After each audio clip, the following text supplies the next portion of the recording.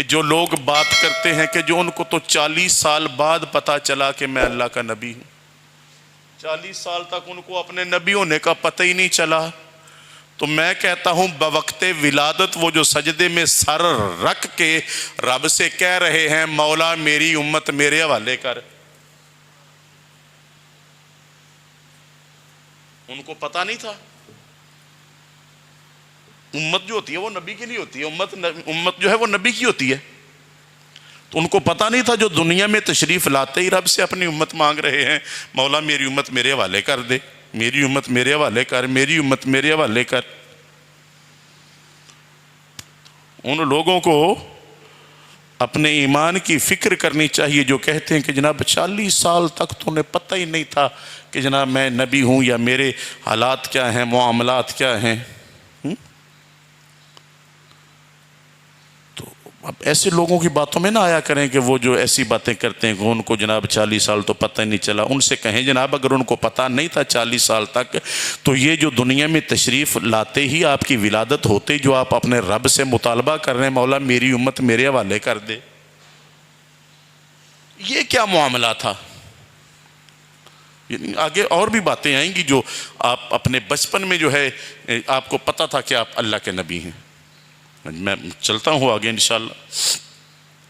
تو یہ اللہ تعالیٰ کے پیارے محبوب صلی اللہ تعالیٰ علیہ وآلہ وسلم کی ایک امتیازی شان ہے، کہ آپ کی شان کا امتیاز ہے، کہ آپ کی عظمتوں کا ایک جو ہے وہ منہ بولتا ثبوت ہے کہ آپ کو پتہ تھا کہ آپ اللہ کے نبی ہیں، لیکن اس نبوت کا اظہار ایک خاص وقت کے لیے جو ہے وہ روک کے رکھا گیا تھا، اور اللہ تعالیٰ کا حکم جب ہونا تھا تو تب آپ نے اس کا اعلان کرنا تھا، ورنہ آپ کو علم تھا کہ آپ اللہ کے نبی۔ تو یہ ہوا، پھر دائیاں آئیں، لیکن اللہ نے جس کا انتخاب کیا ہوا تھا حلیمہ سعدیہ رضی اللہ تعالی عنہ، جن کا اپنے محبوب کی دائی ہونے کے لیے رب نے ازل سے ہی انتخاب فرما لیا تھا۔ لوگ باتیں کرتے ہیں جی دائیاں آئیں، وہ بیبیاں آئیں اور نبی کو دیکھا اور یتیم جان کر چھوڑ گئیں۔ میں کہتا وہ نبی کو نہیں چھوڑ گئی، میرے نبی نے کسی کو منہ ہی نہیں لگایا۔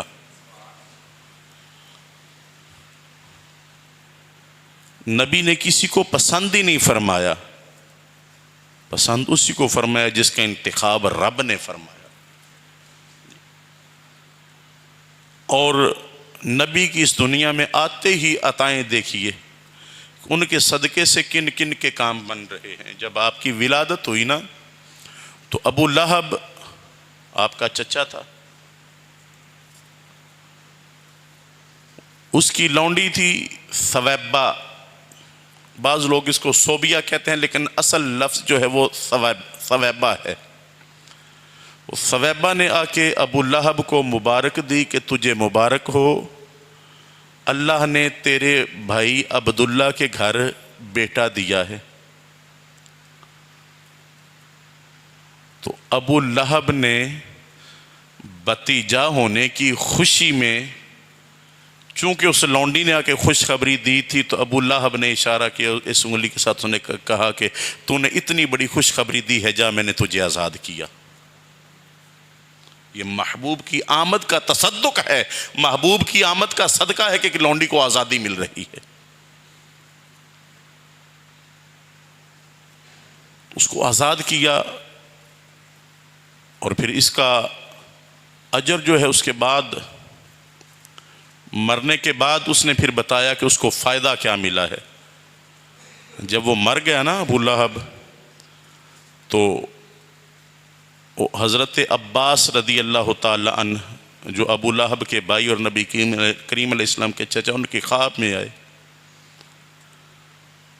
تو پوچھا کہ ہاں ابو لہب تیرے ساتھ کیا معاملہ ہوا؟ اس نے کہا کہ میں قبر کے اندر بڑی تکلیف میں ہوں، لیکن جب پیر کا دن آتا ہے نا، سوموار کا دن آتا ہے، تو اس انگلی سے کچھ پینے کو مل جاتا ہے جس سے کچھ تسکین ملتی ہے۔ کہا کہ اس انگلی سے ہی کیوں ملتا ہے؟ کہنے لگا کہ اس لیے کہ میں نے اپنے بھتیجے کی ولادت کی خوشی میں اپنی لونڈی ثویبہ کو اس انگلی کے اشارے سے آزاد کیا تھا۔ لوگ کہتے ہیں کہ سنیوں تمہیں میلاد منا کے کیا ملتا ہے؟ سونے کا میلاد کیوں مناتے ہو؟ ملتا کیا ہے؟ فائدہ کیا ہوتا ہے؟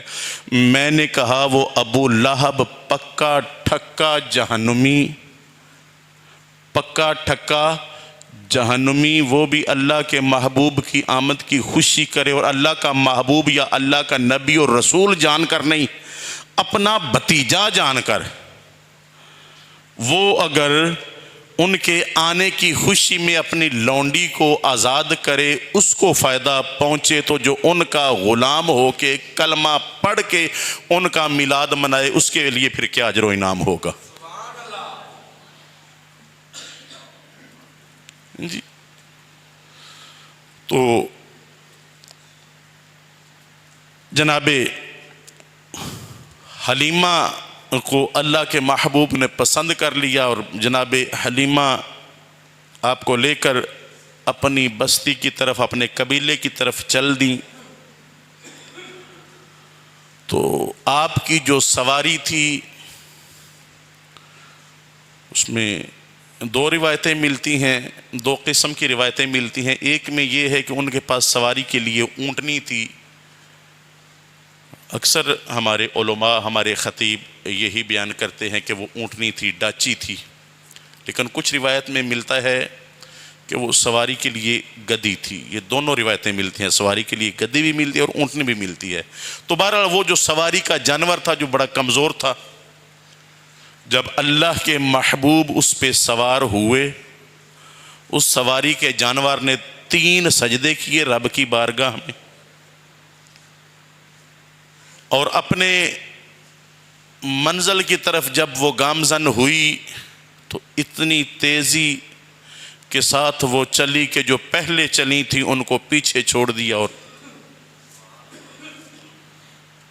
اور جب حضرت حلیمہ نے نبی کریم علیہ السلام کو لینے کا جب ارادہ فرمایا، بات ہو چکی، معاملات طے ہو چکے، تو حضرت حلیمہ کے شوہر نے کہا کہ حلیمہ یہ تو نے بڑا اچھا فیصلہ کیا ہے کہ یہ جس روح کو ہم لے کر جا رہے ہیں مجھے یقین ہے کہ یہ بڑی برکت والی روح ہے۔ اور پھر جب یہ قبیلہ سعد میں پہنچے، جناب سعدیہ، حلیمہ سعدیہ ان کو لے کر اپنے قبیلہ بنو سعد میں پہنچی، تو پھر آپ نے پھر وہاں پر جو نظارے دیکھے وہ آپ ہی جانتی ہیں۔ اور فرماتی ہیں کہ ان کے آنے سے یہ ہوا کہ ہمارے قبیلے میں بڑا سخت قحط پڑا ہوا تھا، قحط سالی تھا، بارشیں نہیں ہو رہی تھی، سبزہ نہیں اگ رہا تھا، گھاس پھوس کا جو ہے وہ نہیں ہو رہی تھی، تو ہر طرف قحط سالی اور بھوک تھی۔ ہماری بکریاں چرنے کے لیے جاتی تو بھوکی آ جاتی، جب بھوکی آ جاتی تو پھر ان کے میں دودھ بھی کیا آنا تھا، سوکھ سوکھ کے وہ ہڈیوں کا ڈھانچہ بنی ہوئی تھی، ان کے تھنوں میں دودھ نہیں تھا، پستانوں میں دودھ نہیں تھا۔ لیکن جب سے محبوب آئے، فرماتی ہیں کہ اور لوگ بھی تھے، ان کی بکریاں بھی چرنے کے لیے جاتی، ہماری بکریاں بھی چرنے کے لیے جاتی، لیکن جب شام کو واپس آتی ہماری بکریاں جو تھیں وہ پیٹ بھر کے رج کے آتی، لوگوں کی بکریاں بھوکی آتی، اور ہماری بکریوں کے پستان، ہماری بکریوں کے تھن دودھ سے بھرے ہوتے، جبکہ لوگوں کی بکریوں کے تھن خالی ہوتے۔ فرماتی ہیں کہ ان کے آنے کی برکت سے، ان کے قدموں کی برکت سے ہماری بکریاں اتنا دودھ دینے لگی کہ ہمارے گھر کے سارے برتن دودھ سے بھر جاتے، جبکہ دوسرے لوگ اپنے غلاموں سے یا اپنے چرواہوں سے، آجڑیوں سے وہ جھگڑا کرتے اور ان سے کہتے، ان کو ڈانٹتے، اوکے یار وہ حلیمہ کی بکریاں بھی جاتی ہیں، تم بھی بکریاں لے کے جاتے ہو، اس کی بکریاں رج کے آتی ہیں، پیٹ بھر کے آتی ہیں، اور ان کے نیچے دودھ بھی ہوتا ہے، اور تم بھی لے کے جاتے ہو، صبح سے لے کر شام تک تم بھی وہاں پر پھرتے رہتے ہو، گھومتے رہتے ہو، تمہاری بکریاں جب واپس آتی ہیں وہ بھوکی ہوتی ہیں اور ان کے تھنوں میں دودھ بھی نہیں ہوتا، تو تم اپنی بکریوں کو لے کر وہاں کیوں نہیں جاتے جہاں حلیمہ کی بکریاں جاتی ہیں؟ جہاں حلیمہ کی بکریاں جاتی ہیں۔ کہنے لگے لے کے ہم بھی وہیں پہ جاتے ہیں، جہاں حلیمہ کی بکریاں ہوتی ہیں جاتے ہم بھی وہیں پہ ہیں، لیکن پتہ نہیں عجیب معاملہ ہے کہ حلیمہ کی بکریاں کیا کھاتی ہیں، انہوں نے کھانا کیا تھا، اللہ کریم ویسے ہی ان کی غذا کا انتظام فرما دیتا تھا۔ پھر حضرت حلیمہ فرماتی ہیں کہ سونا جب سے میرے گھر میں آیا تھا میں تو برکتیں ہی برکتیں دیکھ رہی تھی، ہمارے گھر میں تو اللہ تعالیٰ نے برکتوں کا نزول جو ہے وہ شروع فرما دیا تھا۔ فرماتی ہیں کہ ایک وقت وہ تھا کہ چراغ جلانے کے لیے، چراغ میں تیل ڈالنے کے لیے پیسے نہیں ہوتے تھے، اور ایک وقت وہ آیا کہ جب سے سونا ہمارے گھر میں آیا چراغ جلانے کی ضرورت ہی نہیں پڑتی تھی۔ جی سہیلیاں آ کے پوچھتی ہیں حلیمہ تو کتنی فضول خرچ ہو گئی ہے، پہلے تیرے گھر میں دیے میں تیل ڈالنے کے لیے پیسے نہیں ہوتے تھے، اب تو اتنی فضول خرچ ہو گئی ہے کہ ساری رات تیرے گھر کا دیا بجھتا ہی نہیں، ساری رات تیرے گھر کا دیا بجھتا ہی نہیں۔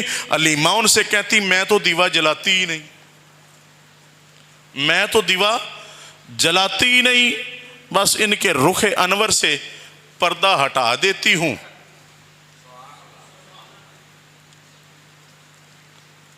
تو یہ بچپن اللہ تعالیٰ کے پیارے محبوب صلی اللہ تعالیٰ علیہ وآلہ وسلم کو، اور پھر بچپن بھی کیسا عظیم بچپن، آپ کے چچا جان حضرت عباس رضی اللہ تعالیٰ عنہ،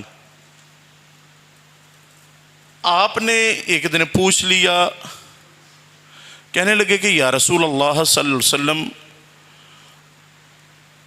آپ پر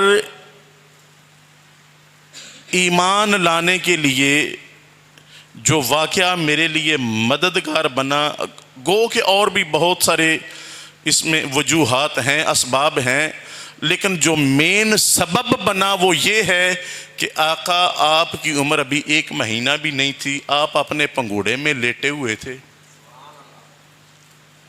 آپ اپنے پنگوڑے میں لیٹے ہوئے تھے اور نظریں آپ کی چاند پہ ٹکی ہوئی تھیں، لگ یوں رہا تھا کہ آپ چاند سے باتیں کر رہے ہیں، چاند سے باتیں کر رہے ہیں، بلکہ جو حدیث پاک کے الفاظ ہیں وہ ترجمہ یہ بنتا ہے کہ سرگوشی کر رہے ہیں، سرگوشی کر رہے ہیں۔ ایک ہوتی ہے بات کرنا، گفتگو کرنا، ایک ہوتی ہے سرگوشی کرنا۔ بات یہ جیسے میں آپ کے ساتھ سامنے کر رہا ہوں، سرگوشی وہ ہوتی ہے جو کان میں کی جاتی ہے، سرگوشی کان میں کی جاتی ہے۔ لگتا یہ تھا کہ آپ چاند کے ساتھ سرگوشی کر رہے ہیں، اور آپ پنگوڑے میں تھے، آپ کی انگلی ایسے تھی، آپ کا پنگوڑا ہلتا تھا، اور جدھر جدھر انگلی جاتی تھی چاند انگلی کے ساتھ ساتھ رقص کرتا تھا۔ جی انگلی نو ہلاؤندے نے، پے چن نو نچاؤندے نے، سو رب دیے چنت فلکی میرے آقا دا کھڈونا ہے، وہ جن کے کھلونے نور کے ہوں، کھلونے نور کے۔ جی یہ سورہ یونس کے اندر ہی خالق کائنات جل وعلا فرما رہا ہے، بسم اللہ الرحمن الرحیم، اللہ اکبر۔ یہ خالق کائنات ارشاد فرماتا ہے کہ اس سورج کو ہم نے روشن کیا اور چاند کو ہم نے نور بنایا، تو یہ خالق کائنات جل وعلا نے نور بنایا، تو جن کا کھلونا نور کا ہو ان کے کیا کہنے، اور چاند جن کے اشاروں پہ ناچ رہا ہے، جن کے اشاروں پہ رقص کر رہا ہے، جن کی انگلی ہلتی ہے چاند رقص کرتا ہے، جس کی انگلی میں اتنی طاقت ہے کہ سینکڑوں سالوں کی مسافت چاند سے یہاں تک کی، اور انگلی کے اشارے سے چاند رقص کر رہا ہے. جن کی انگلی کی میں اتنی طاقت ہے، ان کے پنجے میں کتنی طاقت ہوگی، ان کی مٹھی کی طاقت کا کیا عالم ہوگا، اور پھر مٹھی کے آگے پھر ان کے بازو کی طاقت کا کیا عالم ہوگا، اور بازو سے پھر آگے ان کے وجود کی طاقت کا کیا عالم ہوگا.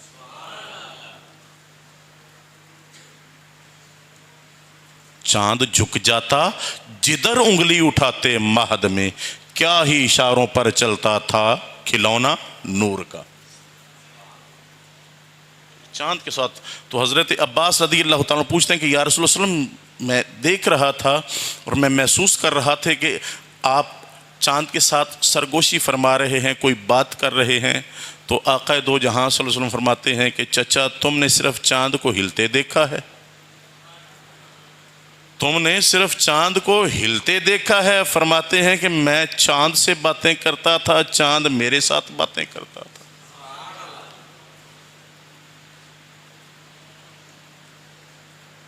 کیونکہ پوری مخلوق کے رسول بن کے آئے ہیں. آپ فرماتے ہیں نا ارسلت الی الخلق کافہ، انی ارسلت الی الخلق کافہ، کہ میں پوری مخلوق کا رسول بن کے آیا ہوں. رب نے مجھے پوری مخلوق کا رسول بنا کر بھیجا ہے. تو چاند کے بھی آپ، چاند چونکہ اللہ کی مخلوق، اس کے بھی رسول، سورج بھی اللہ کی مخلوق، آپ سورج کے بھی رسول. سورج الٹے پاؤں پھرے، چاند اشارے سے ہو چاک. سورج الٹے پاؤں پھرے. حضرت علی المرتضیٰ کرم اللہ تعالی وجہہ الکریم کی نماز عصر جب رہ گئی تھی اور سورج ڈوب گیا، تو پھر آقا کریم علیہ السلام کے اشارے سے سورج واپس عصر کے وقت پہ آیا. سیدی اعلیٰ حضرت فرماتے ہیں سورج الٹے پاؤں پھرے، چاند اشارے سے ہو چاک، اندھے نجدی دیکھ لے قدرت رسول اللہ کی. اعلی حضرت، اعلی حضرت، اعلی حضرت، اعلی حضرت، اعلی حضرت، اعلی حضرت. ماشاء اللہ. سورج الٹے پاؤں پھرے، چاند اشارے سے ہو چاک، اندھے نجدی دیکھ لے قدرت رسول اللہ کی. لوگ کہتے ہیں کہ جی ان کے پاس تو کوئی اختیار نہیں تھا، وہ تو کچھ کر نہیں سکتے. وہ اللہ نے ان کو اپنا محبوب بنایا ہے. تم اگر دنیا میں کسی کو اپنا محبوب بناؤ، تم ساری اختیار اس کو دے دیتے ہو. تو وہ جس کو رب نے اپنا محبوب بنایا ہے، رب نے اپنے محبوب کو بے اختیار بنایا ہے؟ وہ بے اختیار نہیں، وہ با اختیار محبوب ہیں. خالق کائنات نے اپنی خدائی کا بادشاہ بنا کر بھیجا ہے اپنے محبوب کو. بچپن کی بات چل رہی ہے تو فرماتے ہیں کہ میں اس کے ساتھ باتیں کرتا تھا، وہ میرے ساتھ باتیں کرتا تھا. میں کسی بات پر رونا چاہتا تھا، وہ مجھے رونے نہیں دیتا تھا. وہ مجھے مصروف رکھتا تھا، وہ مجھے مصروف رکھتا تھا. میں کسی بات پہ رونا چاہتا تھا، وہ مجھے رونے نہیں دیتا تھا، میرے ساتھ باتیں کرتا تھا. مینوں تے نہیں لائی رکھتا سی، انج کہہ لو. تو یہ معاملہ بچپن کے ساتھ ان کا، تو جن کی بچپن میں یہ عظمتیں، یہ شانیں ہیں کہ اللہ نے جس مخلوق کا اپنے محبوب کو رسول بنا کر بھیجا، اس مخلوق کی بولی رب نے اپنے محبوب کو سکھا دی. دیکھیں کہ آپ زمین پر ہیں، چاند کم از کم کم و بیش کو 500 سال کی مسافت پہ ہے. یہاں سے چاند کے ساتھ بات کر بھی رہے ہیں، اپنی بات اس تک پہنچا بھی رہے ہیں، وہاں سے اس کی بات سن بھی رہے ہیں. تو جو محبوب اتنی دوری سے اتنی دوری سے چاند کے ساتھ بات کر سکتے ہیں، چاند کی بات زمین پہ رہتے ہوئے سن سکتے ہیں، وہ محبوب مدینے میں ہو کے تتلے علی کے غلاموں کا درود و سلام نہیں سنتے ہوں گے؟ اور پھر مزے کی بات یہ ہے کہ کچھ دن آپ کی عمر ہے، عمر کا وہ حصہ جس میں بچے کو یہی پتہ نہیں ہوتا کہ کوئی انسان اس کے ساتھ بات کرتا ہے تو اس انسان کی جو بات ہے اس بات کا مفہوم انسان نہیں جانتا، اس کا معنی نہیں جانتا، اس گفتگو کے الفاظ کا اس کو پتہ نہیں کہ یہ جو میرے ساتھ گفتگو کر رہا ہے یہ کیا کر رہا ہے۔ لیکن یہاں پر کیا معاملہ ہے، اس کی بات، اس کے ساتھ باتیں کر رہے ہیں، بات اسی کے ساتھ کی جاتی ہے کہ کوئی آپ کے ساتھ بات کرے، آپ کو اس کی بات کی سمجھ آتی ہے، پھر آپ اس بات کو سمجھ کر اس بات کا جواب اگلے کو دیتے ہیں۔ تو محبوب چاند کے ساتھ باتیں کر رہے ہیں، پتہ چلا کہ جو واپسی پہ اس کے ساتھ باتیں کر رہے ہیں اس کو جواب دے رہے ہیں، چاند کی بولی سمجھ رہے ہیں، چاند کی بولی کو سمجھ بھی، سن بھی رہے ہیں، سمجھ بھی رہے ہیں، سمجھ کر اس کا جواب بھی ارشاد فرما رہے ہیں۔ تو یہ بچپن کا عالم ہے۔ اور خالق کائنات کا محبوب کے ساتھ کیا وعدہ؟ وَلَلْآخِرَةُ خَيْرٌ لَكَ مِنَ الْأُولَىٰ، سونیا تیرا آنے والا وقت تیرے پچھلے گزرے ہوئے وقت سے بہتر ہوگا، ہر لمحہ بہتر ہوگا، ہر لمحہ، ہر آنے والا لمحہ ہر گزرنے والے لمحے سے بہتر۔ تو جن کی سماعت کا بچپن میں یہ عالم، پھر جوانی میں آپ کے سماعت کا کیا عالم ہوگا؟ جی یہ میرے آقا کا کردار اور سیرت، اس طرح کی باتیں آپ اپنے لوگوں کو جو ہے وہ سنایا کریں، اور خطیب حضرات جو ہیں ان کو بھی چاہیے کہ ایسی باتیں جو ہے وہ لوگوں تک پہنچائیں اور ان کو سنائیں تاکہ ان کے دل میں اپنے آقا کی محبت پیدا ہو۔ جب آقا کی محبت دل میں پیدا ہوگی پھر آقا کی سیرت اپنانے کو بھی دل چاہے گا۔ لیکن جیسے وہ یار لوگ بیان کرتے ہیں تو ایسے کیا محبت پیدا ہوگی اور کیا سیرت کو اپنانے کا ذہن بنے گا؟ وہ تو پھر ان کے خیال میں آئے گا بھی کیا ہے، وہ ہماری طرح ہی ہے جی، کیا مسئلہ ہے؟ پھر دل میں وہ ادب و احترام نہیں پیدا ہوگا، وہ محبت پیدا نہیں ہوگی جو ہونی چاہیے۔ اور جب محبت پیدا نہیں ہوگی، ادب احترام پیدا نہیں ہوگا تو پھر تو سوچ یہی ہوگی، فکر یہی ہوگی کہ ہماری طرح کی ہیں، جیسے ہمارے ہاتھ ہیں ان کے بھی ہاتھ ہیں، جیسے ہمارے پاؤں ہیں ان کے بھی پاؤں ہیں، تو کیا فرق کیا ہے؟ تو بتانا مقصد یہ ہے کہ ہاتھوں ہاتھوں اور پاؤں پاؤں میں فرق ہے، آنکھوں آنکھوں میں فرق ہے۔ وہ یہاں سے یوں نگاہ اٹھائیں 7 آسمانوں کے اوپر جنت دیکھ لیں، ہاتھ بڑھائیں جنت کے انگوروں کا گچھا پکڑ لے، اسی ہاتھ کی انگلی سے اشارہ کریں چاند 2 ٹکڑے، اسی ہاتھ کی انگلی کے اشارے پہ چاند رقص کرتا ہے، وہی ہاتھ ہے جس کی انگلیوں سے پانی کے چشمے جاری ہوتے ہیں۔ تو ہاتھوں ہاتھوں پاؤں پاؤں میں فرق ہے، ٹھیک ہے تمہارے بھی ہاتھ ہیں ان کے بھی ہاتھ ہیں، لیکن ایسے ہاتھ لاؤ ذرا، تمہاری انگلی کو کاٹیں تو لہو نکلتا ہے، وہاں بغیر کاٹے پانی نکل رہا ہے۔ اور پھر 1 2 4 5 بندے نہیں، 10 بندے نہیں، 1500 صحابہ کرام نے وہ پانی پیا۔ نہ صرف 1500 صحابہ کرام بلکہ ان کی سواریوں نے، ان کے اونٹوں نے بھی وہ پانی پیا، ان کے سواریوں نے بھی وہ پانی پیا، اس سے وہ بھی سیراب ہو رہے ہیں، صحابہ کرام خود بھی سیراب ہو رہے، ان کی سواریاں بھی سیراب ہو رہی، اور پھر آنے والے وقت کے لیے پانی جمع بھی کر رہے ہیں، مشکیزیں بھی بھرے جا رہے ہیں۔ کہاں تم، کہاں وہ، کہاں تمہاری یہ گندی انگلیاں، کہاں وہ نورانی ہاتھ؟ فرق ہے نا؟ اس لیے وہ ہمارے آقا ہیں، ہم ان کے غلام ہیں۔ غلام ہوتا ہے فرما بردار، تابع دار۔ جو فرما بردار نہ ہو غلام کیسا؟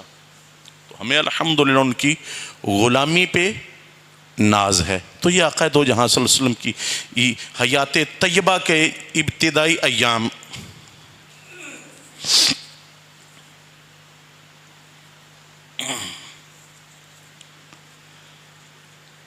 آقا دو جہاں صلی اللہ علیہ وسلم کی حیات طیبہ کے ابتدائی ایام میں یہ آپ کا عالم ہے، اور خالق کائنات آپ سے کیا وعدہ فرما رہا ہے؟ وَلَلْآخِرَةُ خَيْرٌ لَكَ مِنَ الْأُولَىٰ، سونیا تمہاری ہر آنے والی گھڑی تمہاری ہر گزری گھڑی سے بہتر ہوگی۔ لمحہ بے لمحہ ان کی عظمتوں میں اضافے ہو رہے ہیں، ان کی ترقیاں ہو رہی ہیں، عروج پا رہے ہیں۔ پھر عروج پاتے پاتے پاتے کتنا عروج پایا؟ آقا دو جہاں فرماتے ہیں اورج بی الی السماء، پھر میرے رب نے مجھے آسمانوں پہ بلند فرمایا جی، پھر عرش معلیٰ، پھر لا مکان کی بلندیاں، وہ قدم جو لا مکان کی بلندیوں تک جا پہنچے، تمہارے پاؤں کہاں مقابلہ کریں گے ان کا؟ دعویٰ کرتے ہو نا کہ ہاتھ بھی ایک جیسے ہیں، پاؤں بھی ایک جیسے ہیں، آنکھیں بھی ایک جیسی ہیں، لیکن ان کو جو اللہ تعالیٰ نے قدرتیں عطا فرمائی ہیں وہ تمہارے اندر نہیں ہیں، تم ان سے بہت بعید ہو، بہت دور ہو۔ رب نے ان کو اپنا حبیب بنایا ہے، ان کو اپنا محبوب بنایا ہے، اور تمہیں ابھی حبیب کے مقام اور مرتبے کا پتہ نہیں چلا، محبوب کے مقام اور مرتبے کا پتہ نہیں چلا، پھر باتیں کرتے ہو۔ یہ محب اور محبوب کے معاملے ہیں۔ اور پھر اچھا، پھر بعض لوگ یہ فکر دیتے ہیں، لوگوں کو یہ سوچ دیتے ہیں کہ اللہ تعالیٰ سب کچھ معاف کر دے گا، سب کچھ بخش دے گا، جو کچھ مرضی کر لو اللہ بخش دے گا، لیکن اللہ شرک کو نہیں بخشے گا۔ یہ لوگوں کے ذہن خراب کرنا۔ ٹھیک، لوگ بھی کہتے ہیں ٹھیک ہے، چونکہ آج جیسا ہمارا معاشرہ ہے ویسے ہی لوگ جو ہے ان کے کردار کو اگر دیکھا جائے تو پھر معاملات کہاں تک پہنچتے ہیں کہ ہمارے آج کل کے نوجوانوں کے کردار کیا ہیں۔ تو یہ ان کے ذہن کو خراب کرنے والی بات ہے نا، کہ جو مرضی کرو اللہ معاف کر دے گا، بس ایک شرک۔ اور جب ان سے پوچھا جائے شرک کیا ہے، بھئی آقا کا میلاد منانا شرک۔ اچھا، اللہ کا میلاد ہوتا ہے بھائی؟ اللہ کا میلاد ہوتا ہے؟ نہیں ہوتا۔ رسول کا میلاد ہوتا ہے؟ تو ہم میلاد منا کے یہ بتاتے ہیں کہ رب وہ ہے جس کا میلاد نہیں ہوتا، رسول وہ ہے جس کا میلاد ہوتا ہے۔ وہ رب رب ہیں، رسول رسول ہیں۔ رب میلاد سے، ولادت سے پاک یہ رسول جو پیدا ہوئے، جو پیدا ہو وہ رب نہیں، نہ رب کا شریک ہو سکتا ہے، اور جو پیدا نہ ہو۔ ہم تو میلاد منا کے شرک کا رسہ کاٹ رہے ہیں۔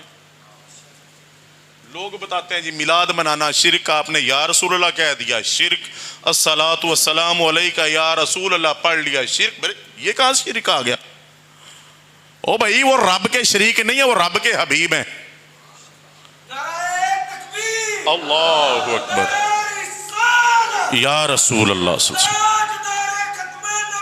زندہ آباد زندہ آباد زندہ آباد زندہ آباد زندہ آباد زندہ آباد